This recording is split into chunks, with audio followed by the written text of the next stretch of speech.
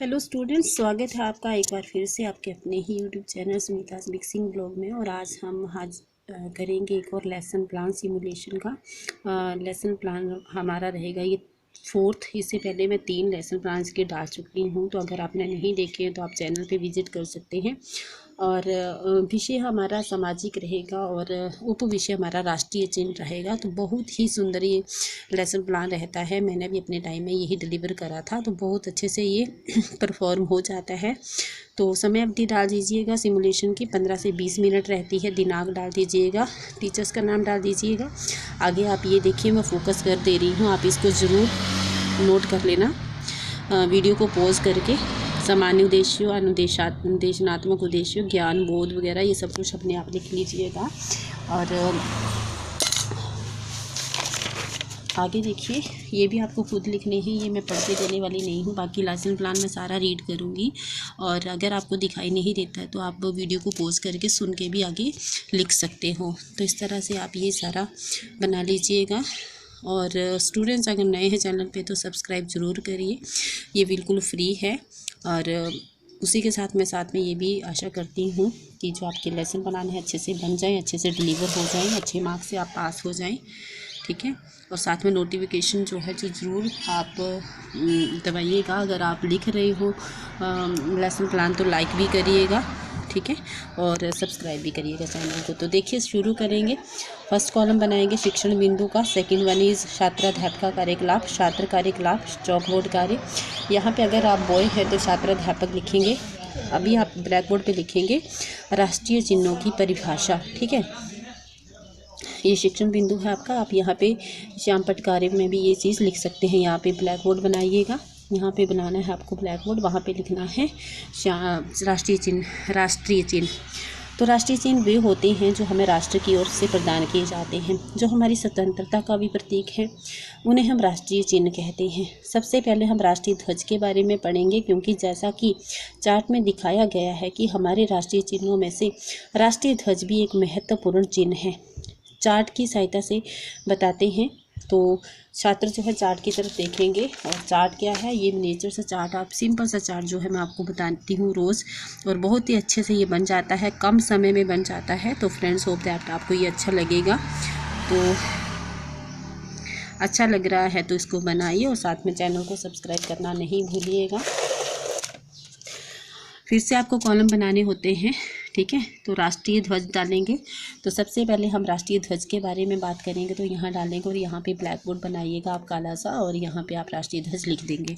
संविधान सभा ने भारत की प्राप्ति से केवल 3 सप्ताह पूर्व 22 जुलाई 1947 को राष्ट्रीय ध्वज को अपनाया था।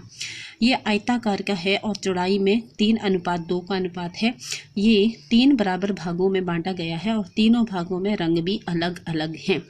3 रंगों के होने के कारण इस झंडे को किसी दूसरे नाम से पुकारा जाता है। तो आप किसी बच्चे का नाम लेंगे कि आप बताइए, ठीक है। तो यहाँ पे बच्चे ध्यान से सुनेंगे, तो जिस बच्चे का आप नाम लेंगे वो बताएगा तिरंगा, ठीक है। तो आप उसको शाबाश बोलेंगे कि बैठ जाइए। बच्चों, राष्ट्रीय ध्वज के 3 रंग हैं, जिसमें सबसे ऊपर की पट्टी गहरे केसरिया रंग की होती है, जो शांति का प्रतीक माना जाता है।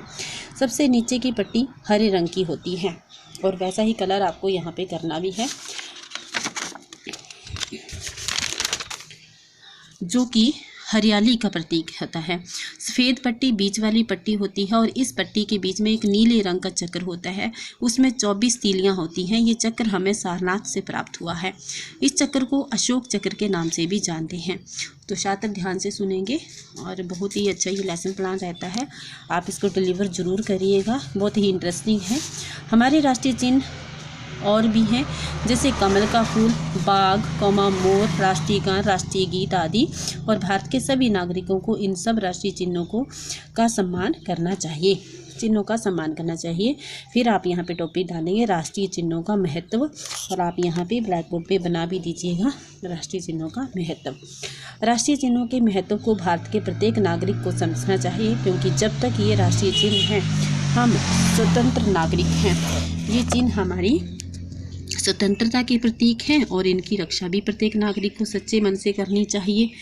यहाँ पे फिर से डालेंगे बच्चे ध्यान से सुनते हुए, क्योंकि भारत को स्वतंत्र कराने में तथा तथा इन चिन्हों को प्राप्त करने में हमारे बहुत से नेताओं ने और देशभक्तों ने अपना बलिदान दिया है, इसलिए ये हमारे बहुत महत्वपूर्ण है। नेक्स्ट आपका रहेगा स्टार्ट भारत सरकार की मोहर। ठीक है, आप यहाँ पे भी डाल सकते हैं ब्लैक बोर्ड पे भी। तो हमारा राष्ट्रीय चिन्ह भारत की मोहर है। यह मोहर हमें नोटों, सिक्कों तथा सरकारी पत्रों आदि के ऊपर देखने को मिलती है। इसके दो भाग हैं, एक ऊपर है और इसमें 3 शेर हैं तथा नीचे आधार में बाईं ओर चक्कर दिखाई देता है जिसमें लिखा है सत्यमेव जयते। यहाँ पे बच्चे ध्यान से सुनते हुए नेक्स्ट पेज पे, और जिसका अर्थ रहता है सत्य की जीत। अब राष्ट्रीय गान भी एक चिन्ह है, तो ये भी लिखेंगे और यहाँ पे ब्लैक बोर्ड पे आप डाल देंगे। ठीक है, तो राष्ट्रीय गान हमारा एक और राष्ट्रीय चिन्ह है। राष्ट्रीय गान रविंद्रनाथ टैगोर द्वारा लिखा गया है, जो कि एकता तथा गहनशीलता का संदेश है। और आगे रहेगा राष्ट्रीय गीत। राष्ट्रीय गीत भी आप यहाँ पे डाल सकते हैं ब्लैक बोर्ड पे। राष्ट्रीय गीत वंदे मातरम है, हमारा राष्ट्रीय प्रतीक है, जो कि बंकिम चंद्र चटर्जी द्वारा लिखा गया है। इसके अतिरिक्त हमारे राष्ट्रीय चिन्ह और भी हैं जो कि हमारी स्वतंत्रता के प्रतीक हैं और हमें जिनका सम्मान करना चाहिए। इसके बाद आप कंक्लूजन लिखेंगे सारांश के रूप में, और पुनरावृत्ति कुछ क्वेश्चंस पूछेंगे और गृह कार्य करेंगे। तो ये रहेगा आपका सिमुलेशन लेसन 4।